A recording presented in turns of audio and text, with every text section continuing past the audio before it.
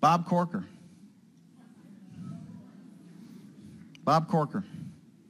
You know, a real piece of work. He had called the president.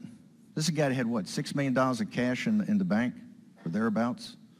Had chairman of the Senate Foreign Relations Committee, most prestigious on Capitol Hill, and the one you can raise most money on besides the banking committee. In a state that, what, President Trump won by 22 points, some outrageous number. He didn't have an opponent. There's no opponent. And according to him, now President Trump disagrees with this, according to him, President Trump said he'd endorse him. Money, prestige, no opponent, an endorsement of the President of the United States. And he quit.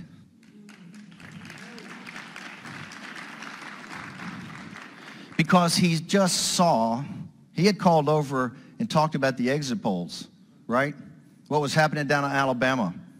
And he knew the good men and women in Alabama were holding Mitch McConnell accountable down there, and they were going to hold Bob Corker accountable too.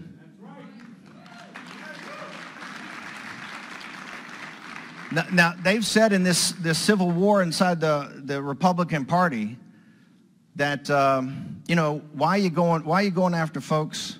Why are you going after folks like Barrasso and Deb Fischer and Heller and all these guys that vote the right way? You know, as Bob Corker has trashed the commander-in-chief of our armed forces while we have young men and women in harm's way, right?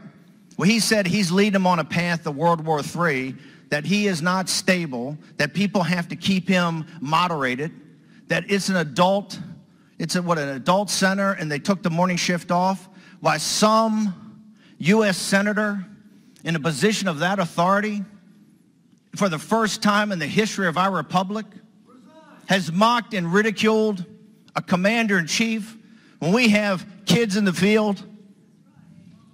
Have I seen Barrasso come to a stick and condemn that? Have I seen Deb Fischer come to a stick and condemn that? Have I seen Heller come to a stick and condemn that? You have not. And let me give a warning to you. Nobody can run and hide on this one. These folks are coming for you. The day of taking a few nice conservative votes and hiding is over.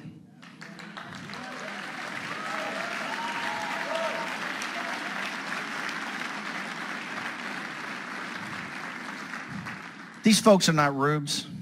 These folks are not morons. These folks are not idiots, okay? You know, I'm a graduate. I'm actually an honors graduate of the Harvard Business School, and I worked at Goldman Sachs.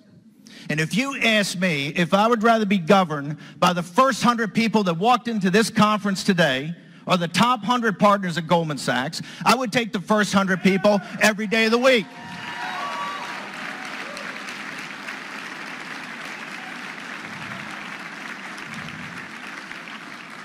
Because the common sense, decency, intelligence, grit, and determination would ensure that our country is safe and prosperous, and so would the world.